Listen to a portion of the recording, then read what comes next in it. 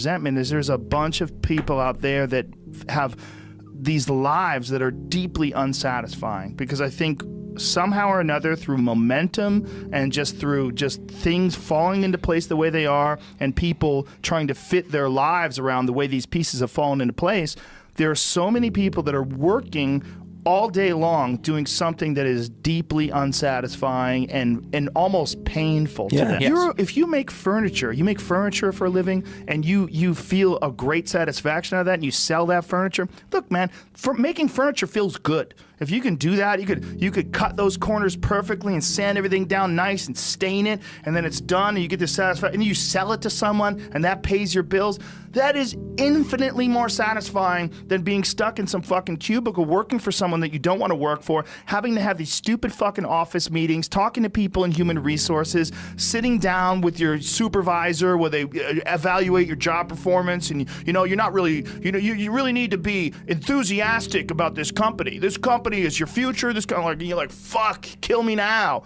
There's a lot of people out there that would way rather do something else, and I hope they understand that they can. Everybody's got these stupid barriers they put in their own head. You got to resist those goddamn things, because they don't do you any good, and they certainly define the potential for your future in a negative way that's not self-serving, and it's not even real. You put this artificial ceiling on the potential for what you're doing. If you hit a wall, okay, that just means you need to regroup and rethink. It doesn't mean that wall's there, especially when it comes to something like social media or like a podcast, something where you like it less, fix that. Figure out a way to do it. You can do that. And this idea that there's no way to get past the starting block today is just ludicrous. It's crazy. And it's just this poor thinking. And people that are trapped in bad situations, one of the problems is you feel like this is your future. You feel like you're fucked and you can't get out of that. There's no hope. There's no light at the end of the tunnel. There's no rainbow.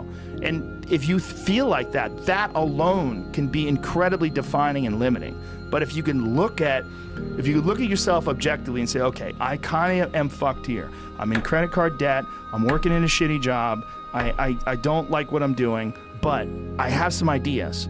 I need to feed those fucking ideas. I need to feed them and water them, and I need to set aside a certain amount of time every day to just try to make those things happen.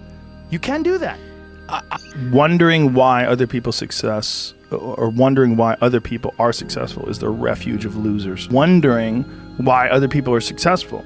Like, who gives a fuck? You can say you think it sucks, but to spend time wondering why someone is successful and hating on someone being successful, it doesn't do any good. It's like, what is that old expression that jealousy is, it's a poison that does the opposite of its intended, is that your mind, you have a certain amount of bandwidth. This is why I don't read Instagram comments or Twitter comments or YouTube comments. Like, I don't have any time. If I read them, it's an accident. But to seek them out, like, you have bandwidth. I don't spend time wondering why I hate things or hating on someone or being jealous. You have, let's call it units. You have 100 units of bandwidth in your mind. So that means there's 100 units that you can spend on things you care about, or you could let your mind be occupied by some stupid fucking Twitter feud that you're in with some idiot that you don't even know, and you could spend 30% of your Twitter bandwidth or your mind bandwidth on this, and then you only have 70% for the things you love.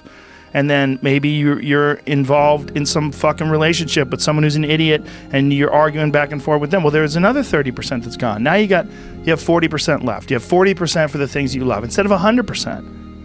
But if you only concentrate on the things you care about that mean something to you, and I think that there's a lot of people out there that think somehow or another you're going to get to some place where you're living in silk sheets and you're getting your toes done while someone's dropping grapes into your mouth.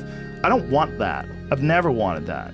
That guy's not going to be happy. He's going to be bored. An hour into the grapes, you're going to get those fucking grapes away from me. Stop painting my toes. What am I doing in this bed?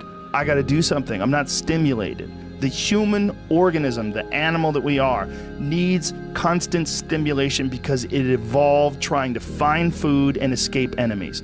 and find shelter, escape nature, escape the elements, try to survive. And this is the great joy that you have in taking care of your children, that you can protect your children from the elements and the enemies and feed them. And it's also the great sadness that you see in losers.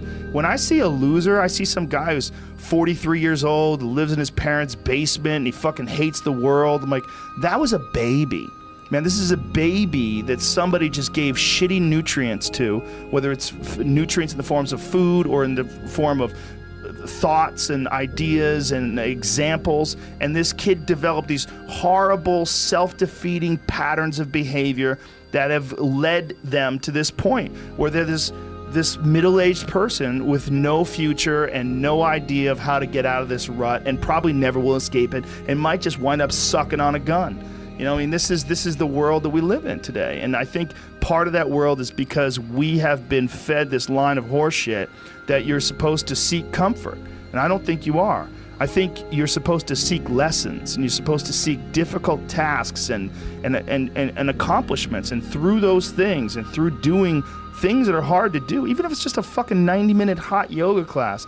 I do a 90-minute yoga class, man. Those last 20 minutes, I do not want to be there, man. And I definitely don't want to give 100%. And I can cheat.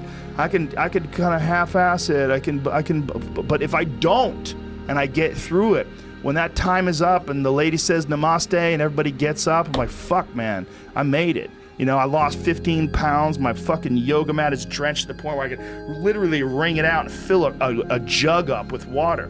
But through that struggle, I will now have a better day, and I better fucking do it again tomorrow or do something else, because if I just think, well, tomorrow I'm just going to coast and eat Twinkies and watch TV. Oh, hello, sadness, my old friend. Hello, depression. Because when you're not doing anything, you feel like shit. And that's just a part of being a human being. And we can pretend that we're something other than what we really are. And we can pretend, nah, me, man, I'm just cool, just chilling, doing nothing. Bullshit. You're a fucking human. You're a human being. You evolved from the fucking hundreds of thousands of years of hunters and gatherers and people that were struggling.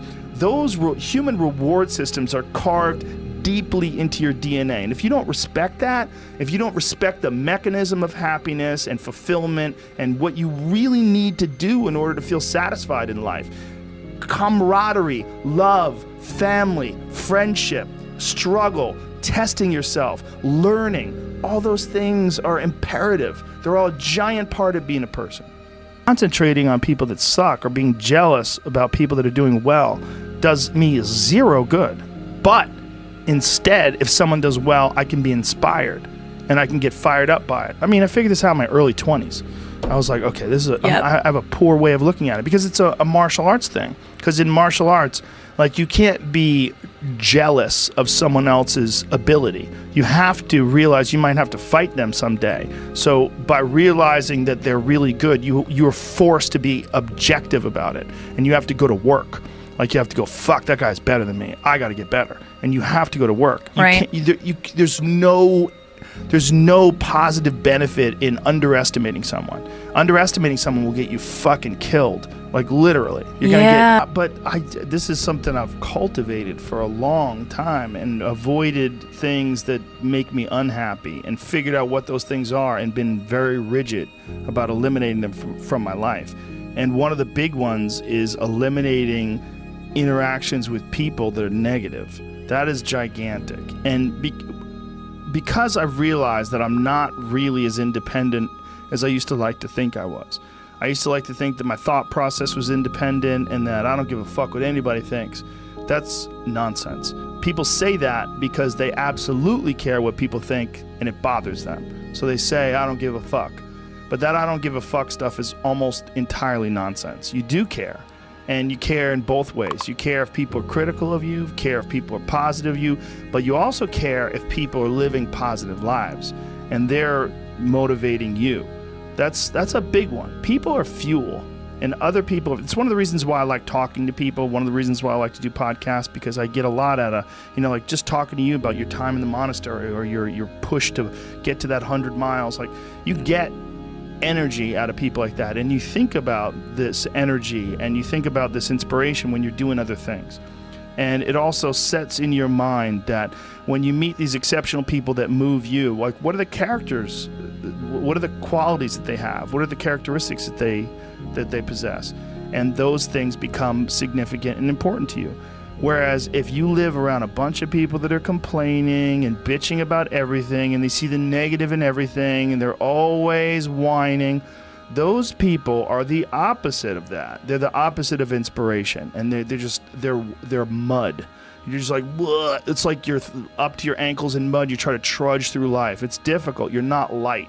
It's not pushing you. There's not a wind at your back. The wind's in your face, and it's rough, and over time, I've learned that these people, you're not going to fix them. I used to want to fix them when I was young. I used to want to go, hey man, I see what you're doing. Like, dude, don't do that anymore. Listen, just do this and stop doing that and start doing this. And if you just work towards this, you could be successful. And then a week later, the guy's doing the same shit. You're like, okay, right. I'm wasting a significant amount of my energy on someone who doesn't want to waste any of their energy on themselves. And so managing the community and the tribe that you're in, making sure that you're a good member of that tribe, that you're doing your part, and there's a lot of cynicism in these days about inspiration and about motivation, because there's a lot of fake shit. You can go on Instagram and you see a million of these inspirational quote pages, and they're run by people that are probably depressed. You see a lot of people that are, talking about how to get ahead in life, but they're not really doing anything themselves. So there's a lot of cynicism involved in that. But there's also sincerity in it, and you can get, if you just look at it with a pure heart and a pure mind, you can get a lot of energy out of that. And when you're around happy, inspirational people that are successful, it makes you feel better and you get inspired. And if you act on that inspiration, your life will be more fulfilled. And it's not just inspirational in terms of financial success, but in terms of doing difficult things, whether it's running 100 miles, it doesn't pay you a goddamn thing other than the wealth of the knowledge that you can push yourself to such an extreme. Or anything else, whether it's someone who becomes really good at playing chess, or someone who's really good at martial arts, or whatever it is. There's a great feeling in these overcoming these difficult things, because life is never this just constant state of, I'm at a 9 all day, and when I'm with my wife, I hit 10. Yay! And I stay like that. That's not real. What's real is, like, you saying that you went to this monastery and felt all this angst about meditating and being alone and not having your phone and not having the input, but then when it comes out of it, then you have this reward. So you push through this, and you had these uncomfortable feelings, and you came out of those uncomfortable feelings with this newfound appreciation for time and this respect for your own existence in your own space, and carving out 3 hours for yourself a day. That's where it all comes from. It all comes from life lessons, and the lessons are learned through struggle.